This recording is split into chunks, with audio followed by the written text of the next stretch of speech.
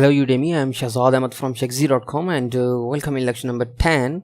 Today's we are going to create a responsive navigation bar using Twitter Bootstrap. Make sure this is the Bootstrap 3 series because before starting Bootstrap 4 you have to familiar with Bootstrap 3. So Bootstrap 3 is required if you want to learn Bootstrap 4 or if you want to work on Bootstrap 4. So in this lecture we are going to cover our nav sections from the Twitter Bootstrap. Okay, so now we are working on component sections. We are going to cover each and everything from the component section. So go to your component section and click on the navbar. So now you can see navbar. So default navigation bar.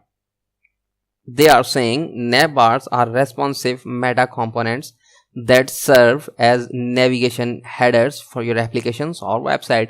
For suppose like this, if you have okay, I have a website, so this is our official website. So whenever someone access this website on iPhone 6s, so now you can see this is the navigation bar because I have 32-inch LED. Now if someone want to access this website on a small device, for suppose iPhone, okay, for suppose I have a iPhone 6s. Okay, so now you can see you have same navigation bar, but this is a responsive navigation bar. So because Twitter Bootstrap is creating this navigation bar just for you, so you don't need to create, you don't need to add extra code, extra stuff like media queries or like JavaScript jQuery, so you don't need. Okay, so now in the nav bar sections you can see you have this navigation bar from top to bottom. So they are providing this navigations bar. So you there are two approaches.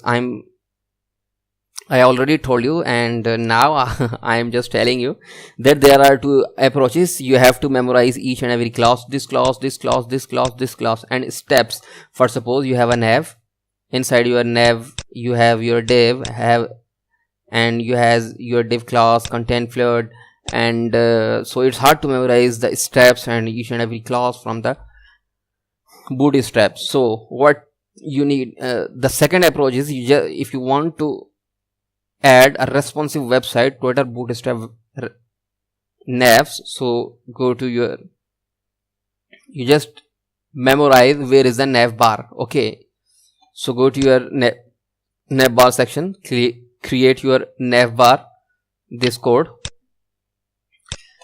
paste this code inside your code. For suppose I am pasting this code inside my here.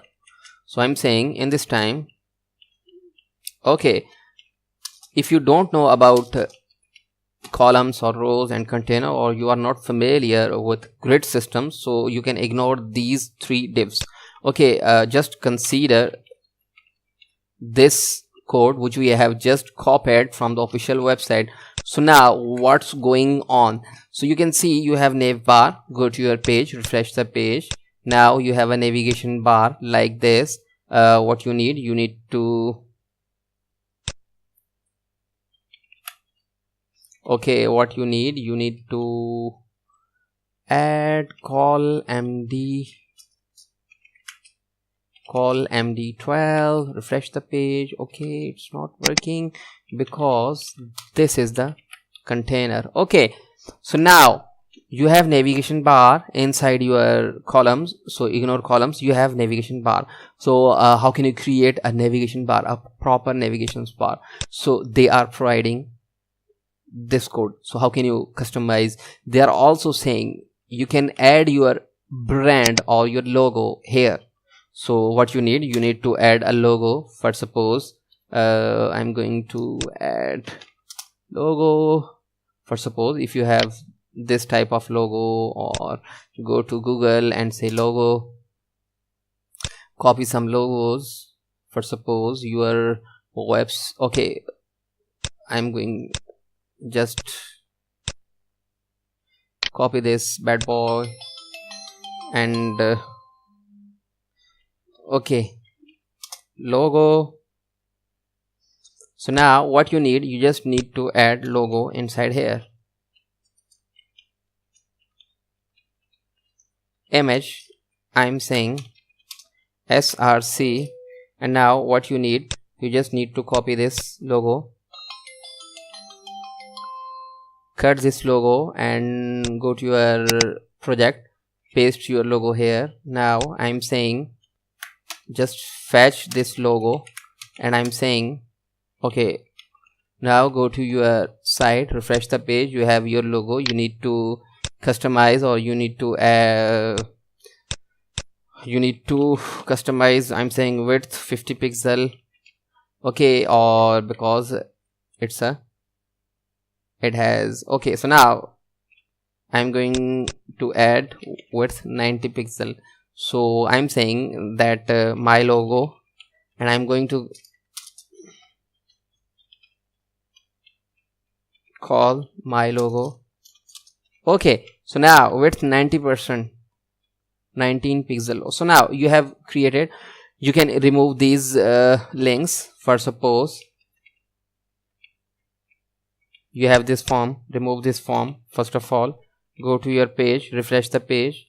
Now you can also, if you need this drop down, then you can keep this drop down here, or if you want to remove this drop down, you can just go to your section, remove this. For suppose you have where is this drop down, you can say I have a drop down. Where is that drop down? Okay, so now you have a drop down here. So here is your drop down, because you can see you have your drop down class. So copy these sections. Now go to your page, refresh the page. You can remove your drop downs, or you can modify your links. For suppose this is your home sections, home, refresh the page. So now this is your home section, because this is active. For suppose this is your home, and this is your about us sections. So now you have this. So in this way they are saying you can add your image here, or you can remove this form, or you can add some buttons. They are also saying you can add p here, or you can add navigations bar here, or if you want to add this inverse. For suppose, so this is your navigation bar, default navigation bar, but if you want a navigation bar inverse, so now go to your page, refresh the page. So now you can see you have a black. So they are providing white and black. By default it has a class name navbar default, but you can add another class inverse, navbar inverse. So now you have a black navigations bar. You can also customize each and everything by giving a separate class, or your own class, or your custom class. So there are two approaches. First of all, go to your Twitter bootstrap, and you can read each and every documentation from the official websites, or you just learn how can you customize your sections like navigation bar, pills, like table pagination. So I think this is enough for today, and in the next lecture we are going to customize this navigations bar. So I'm going to define each and everything, so you can customize your navigations bar. So I think, thank you for watching.